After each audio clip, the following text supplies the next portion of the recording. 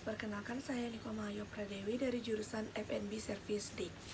Di sini saya akan menjelaskan 3 pengusaha Indonesia yang dapat saya cari di internet. Yang pertama, saya punya pengusaha sukses di Indonesia, yaitu Bob Sadino, yang mempunyai pengusaha Camp Chicks. Bambang Mustari Sadino, atau yang biasa dikenal dengan Bob Sadino, adalah sosok pengusaha sukses yang identik dengan gaya santainya yang memakai celana biasa, celana pendek, bukan celana biasa, celana pendek.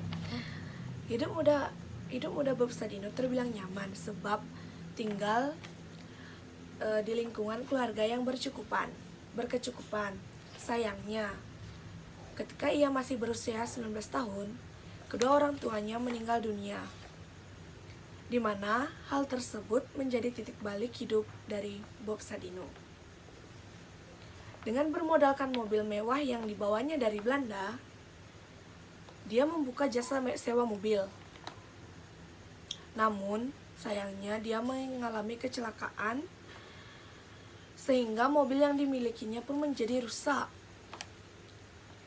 Di tengah rasa depresinya, dalam mencari uang, seorang temannya datang memberi dukungan dia dengan memberikan seekor ayam berjumlah 50 ekor untuk sebagai dukungan kepada Bob Sadino.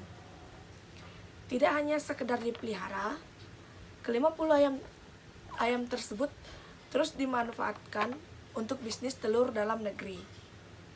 Seiring suksesnya bisnis ayam tersebut, Bob Sadino pun mulai merambah ke bisnis-bisnis lainnya yang kemudian menghantarkannya menjadi salah satu pengusaha sukses di Indonesia.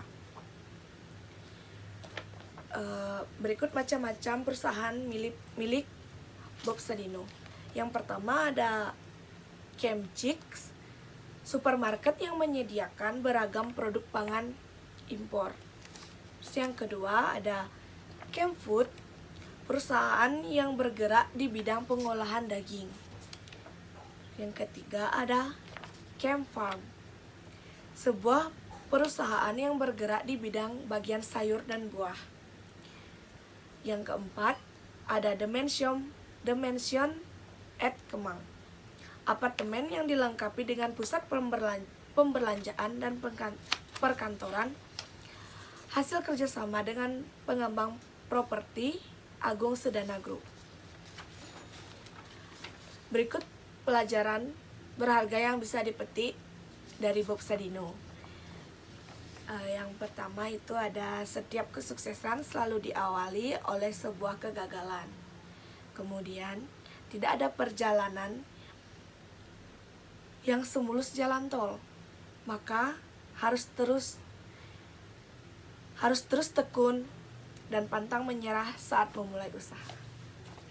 Itu untuk contoh pengusaha sukses yang pertama.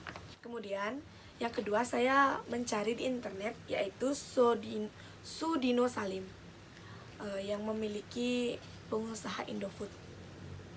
Siapa sih yang nggak kenal Indofood, BCA, Bogosari? Ya ini si Sudino Salim yang mendirikannya. Dan Sudino Salim merupakan seorang imigran asal dari Tiongkok yang berhasil sukses di negeri perantauan, yaitu Indonesia. Pada awalnya, Sudino Salim yang memiliki nama asli Lim Xiao Long pergi ke Indonesia, tepatnya ke Surabaya, karena terjadi konflik di negeri asalnya. Masa-masa awalnya di Indonesia terpaksa dihabiskan menjadi gelandangan selama beberapa hari. Usaha keras bukanlah hasil. Sudino Salim merintis usaha sebagai bandar cengkeh yang cukup sukses, bahkan memiliki koneksi hingga ke pulau-pulau lain seperti Sulawesi, Sumatera. Namun sayang, bisnis ini kandas ketika Indonesia berada di kawasan jajahan Jepang. Kemudian, bisnis Sudono Salim tentu tidak berhenti di bisnis cengkeh saja. Kemahirannya memantau kondisi kesulitan ekonomi di awal. Di awal era Indonesia Merdeka, dia memutuskan mendirikan sebuah bank yang diberi nama Bank Sentral Asia, atau yang sekarang kita yang kita kenal itu dengan sebutan BCA. Sejak saat itu, mulailah ia melebarkan bisnisnya ke produksi pangan yang sekarang kita kenal dengan PT Bogasari, dan produksi makanan olahan tepung terigu yang diberi nama Indofood dengan Indomie sebagai produk andalannya. Wow, ternyata Bob Sudino yang menciptakan, serta sektor-sektor bisnis lainnya. Jadi pelajaran yang bisa diambil dari pengalamannya Sudono Salim yaitu kesuksesan harus didapat dengan kerja keras ditambah keberuntungan. Kemudian ada selalu percaya bahwa kesuksesan dapat diraih walau berasal dari bentuk usaha yang lain. Kemudian yang terakhir, saya mendapatnya di internet, yaitu Dato Sri Tahir.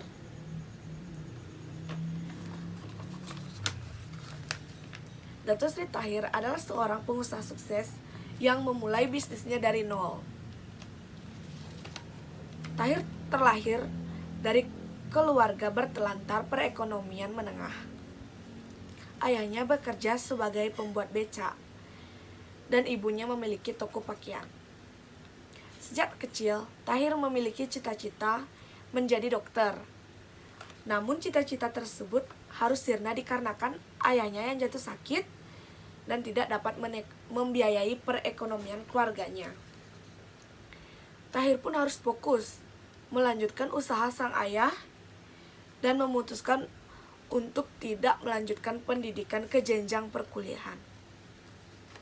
Namun, berkat kegigihannya dia, Tahir mendapatkan beasiswa untuk melanjutkan ke sekolah bisnis di Nanyang Technological University, Singapura. Wow, hebat sekali Tahir. Selepas lulus masa perkuliahan, Tahir mulai mencoba peruntungannya dengan membuka bisnis garment. Mengetahui bisnis garmentnya mendapat respon positif dari masyarakat, lambat laun Tahir mulai memasuki bisnis keuangan dengan mendirikan Mayapada Group pada tahun 1986 dengan Bank Mayapada sebagai andalannya. Keteguhannya dalam mengelola bisnis perbankan tersebut terbukti dengan tetap berdirinya Bank Mayapada meskipun krisis moneter pada tahun 1998 melanda. Bahkan bisnisnya mulai memasuki pasar saham Bursa Efek Jakarta dengan total kekayaan terkini mencapai sekitar 49 triliun. Pelajaran yang bisa diambil dari Dato Sri Tahir, yang pertama ada setiap orang sukses harus sanggup bekerja keras dan dapat melihat peluang yang besar. Kemudian, tidak ada pekerjaan yang sia-sia karena selalu ada ilmu dan pengalaman di setiap baliknya pengalaman tersebut. Sekian dari saya untuk 3 tokoh orang-orang pengusaha. Sekian dari saya, terima kasih.